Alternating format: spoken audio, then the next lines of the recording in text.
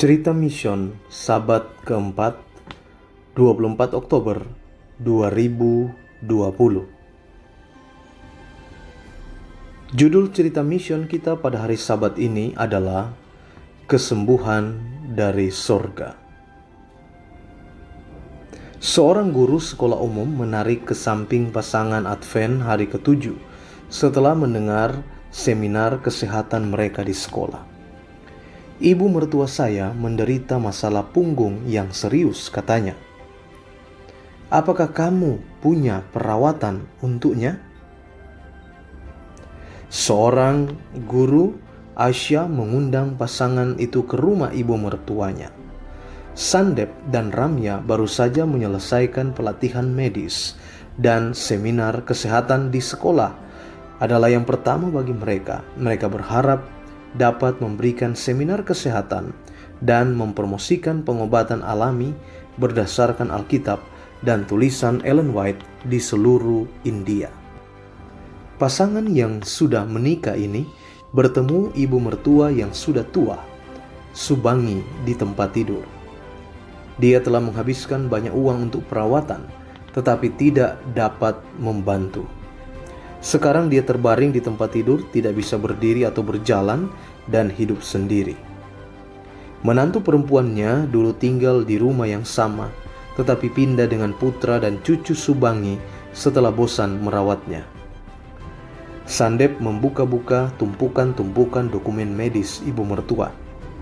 Ramya memeriksa tasnya yang diisi dengan botol obat. Mereka saling memandang tanpa daya. Mereka tidak tahu harus berbuat apa. Mereka baru saja menyelesaikan studi dan belum pernah mencoba pengobatan alami untuk kasus yang begitu parah. Mereka berdoa. Mari kita coba sesuatu, kata Sandep kepada ibu mertua. Apakah kamu setuju untuk berhenti minum obatmu selama 5 hari?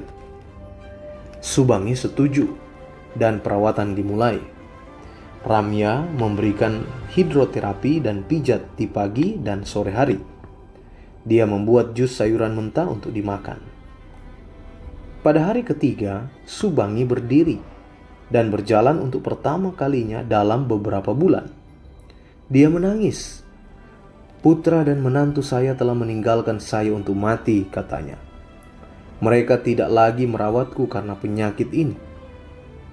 Berdoa saja pada Tuhan dan Dia akan membawa mereka kembali, kata Sandep.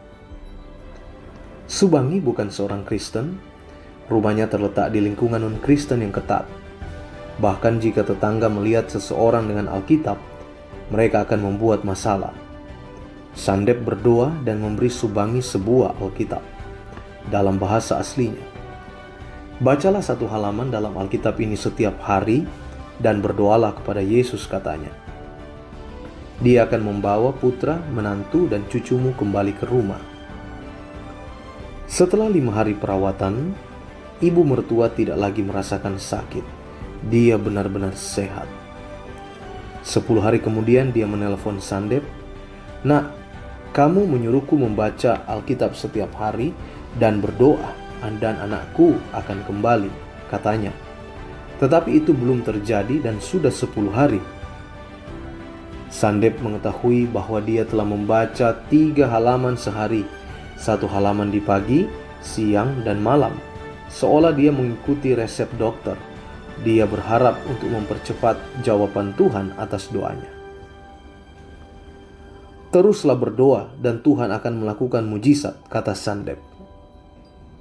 3 hari kemudian, menantu perempuan mengirim Sandep pesan teks. Saya sekarang tinggal di tempat ibu mertua, tulisnya. Keluarga itu dipersatukan kembali. Saat ini ibu mertua membaca Alkitab secara teratur. Dia mengirim Sandep dan Ramya ayat-ayat dari Alkitab. Dia berdoa. Ini awal yang baik, kata Ramya. Sandep dan Ramya sangat gembira.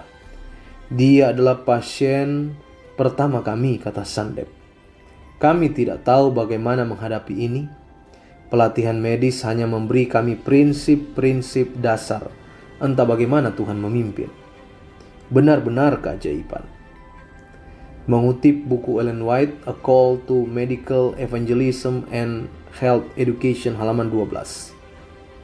Sewaktu misioneri, medis bekerja atas tubuh, Allah bekerja atas hati. Posmisi. Secara tradisional, awal pekerjaan resmi di India berasal dari tahun 1893. Ketika William Lenker dan A.T. Stroop, dua kolportir dari Amerika Serikat, mendarat di Madras dan mulai mencari buku-buku berlangganan Advent di antara penduduk kota-kota besar di India yang berbahasa Inggris. Namun Lenker kemudian melaporkan sejumlah orang Advent yang diketahui bekerja di berbagai kota di India. India tidak memiliki agama negara, tetapi India adalah tempat kelahiran 4 agama besar: Hindu, Buddha, Jainisme, dan Sikhisme. Sekitar 80% populasi India berasal dari India beragama Hindu. Bagian dari persembahan Sabat ke-13 Triwulan ini akan membantu membangun 2 gereja di Bengaluru, kota besar terdekat tempat Sandep dan Ramya tinggal, bersama putra mereka yang berusia 7 tahun, Ayus. Terima kasih telah merencanakan persembahan yang murah hati. Demikianlah cerita mission kita pada hari Sabat ini. Tuhan Yesus kiranya memberkati kita semua.